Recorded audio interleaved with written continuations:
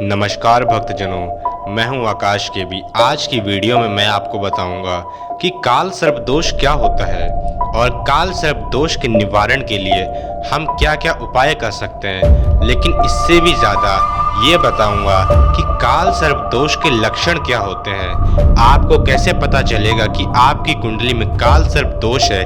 बिना कुंडली देखे ही आप समझ जाएंगे। तो बस इस वीडियो को आखिर तक ज़रूर देखना और वीडियो के अंत में मैं आपको एक ऐसा रामबाण उपाय बताऊंगा और उस उपाय के साथ काल सर्प दोष आपकी कुंडली से सदा के लिए चला जाएगा। तो चलिए अब इस वीडियो को आरंभ करते हैं।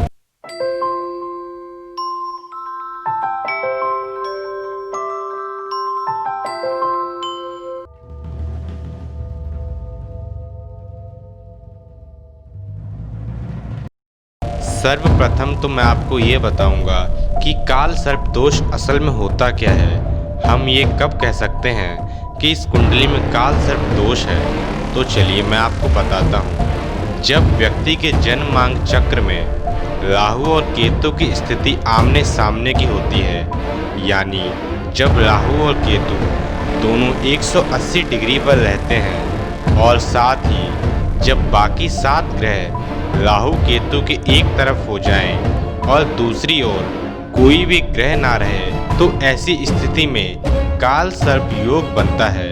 और अब मैं आपको ये बता दूं कि इसी स्थिति को हम काल सर्प दोष कहा जाता है।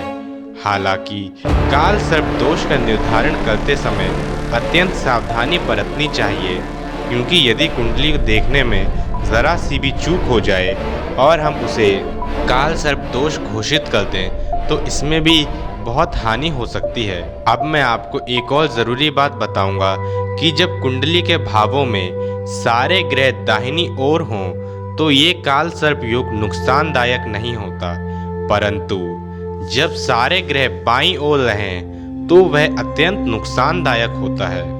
तो जब आपको पता चले कि आपकी कुंडली में काल सर्प दोष है तो आप एक बार ये देख लें कि कुंडली के भावों में सारे ग्रह दाहिनी ओर हैं कि बाहिनी ओर हैं, क्योंकि ये पता करने से आपको पता चल जाएगा कि वह काल सर्प योग आपके लिए नुकसानदायक है या नहीं।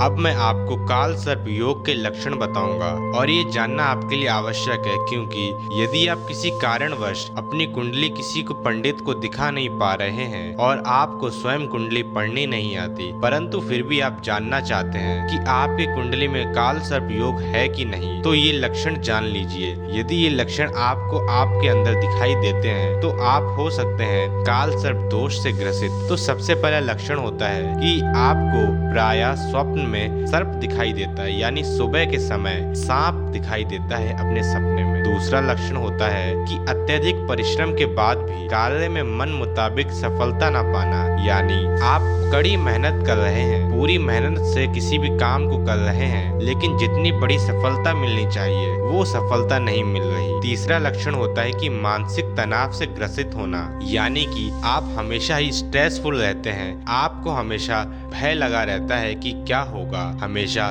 चिंता करते रहते हैं। अब चौथा लक्षण होता है कि किसी भी फैसले को सही तरीके से ना ले पाना, यानी आप अगर कोई भी फैसला लेना चाहते हो तो सबसे पहले तो आपका मन करेगा कि ये फैसला लूं कि ना लूं, दूसरे लोगों से राय लेंगे और अपना फैसला लेने में बहुत देर लगाएंगे और फैसला लेने के बाद कई बार आपका फैसला गलत भी साबित हो जाएगा। अब पांचवा लक्षण होता है कलहपूर्ण पारिवारिक जीवन, यानी आपके फैमिलियर मैटर बहुत खराब होंगे, यानी आपके पारिवारिक स्थिति है तो वो बहुत ही खराब होगी। आपके परिवारजनों में लड़ाई झगड़ा होगा, परिजनों के बीच मन मुटाव बना रहेगा, जिसके कारण आपको मानसिक तनाव भी रहता रहेगा और उसी कारण आपका कभी भी किसी कार्य में मन नहीं लग पाएगा। अब छठा लक्षण है गुप्त शत्रुओं का होना, और वही गुप्त शत्रु आपके कार्य में बाधा बनेंगे, यानी कि कोई ऐसे शत्रु जिनके बारे में आप जानते नहीं हैं। हो सकता है वो शत्रु आपके परिवार के ही हों, आपके मित्र हो या फिर कोई ऐसे शत्रु जिनको आप जानते ना हो, लेकिन वो शत्रु ही आपके कार्य में सबसे बड़ी बाधा बनकर खड़े होंगे और इसी कारण आपको अपने कार्य में सफलता भी नहीं मिल पा रही है। तो चलिए,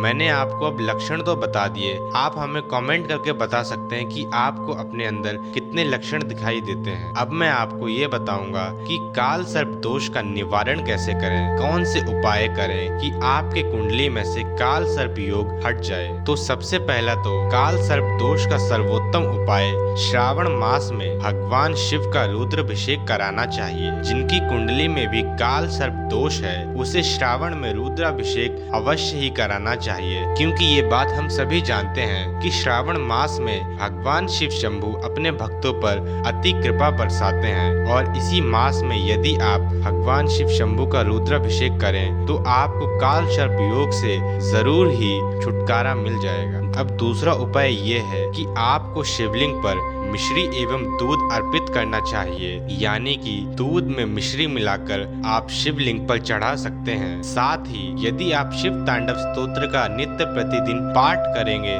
तो ये सबसे श्रेष्ठ रहेगा, क्योंकि आपको शिव तांडव स्तोत्र की महिमा तो पता होगी ही। और यदि आपको शिव तांडव स्तोत्र बोलना नहीं आता तो आप मेरे चैनल पर देख सकते हैं, मैंने आपको वीडियो बनाकर सिखाया है कि कैसे शिव तांडव स्तोत्र पढ़ सके, और एक बार पढ़ना जान जाएंगे तो आप उसका पाठ भी कर पाएंगे। अब तीसरा उपाय ये है कि अपने घर में जहाँ पर भी आपका पूजा का स्थान हो वहाँ पर भगवान श्री कृष्ण की कोई भी मोर पंख वाली मूर्ति का स्थापना करें और नित्य प्रतिदिन उसका पूजन भी करें, और ऐसा करने से काल सर्प दोष में अत्यंत ही राहत मिलती है। अब चौथा उपाय ये है कि बहते हुए जल में चांदी से बने नाग और नागिन के जोड़े को विधि प्रकार किसी पंडित की उपस्थिति में प्रवाहित कर दें, और इस प्रकार से आपको काल सर्प दोष से मुक्ति मिल जाएगी। परंतु ये उपाय हर कोई नहीं कर सकता, क्योंकि ये हम जानते हैं कि चांदी कितनी महंगी आती है, और ऐसा उपाय सिर्फ वही लोग कर सकते हैं जिनकी आर्थिक स्थिति बहुत अच्छी है। तो उनके लिए मैं एक ही चीज कहूँगा कि आपको शिव तांडव स्तोत्र का पाठ करना